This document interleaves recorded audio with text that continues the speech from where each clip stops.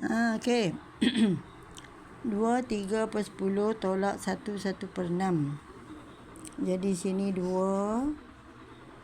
3 ni per 10.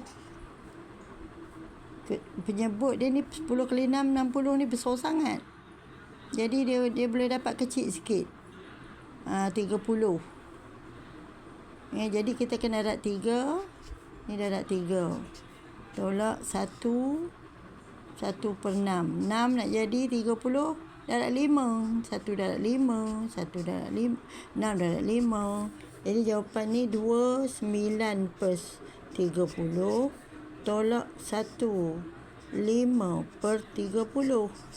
Okey, 2 tolak 1, 1. 9 tolak 5, 4. 30 bawah.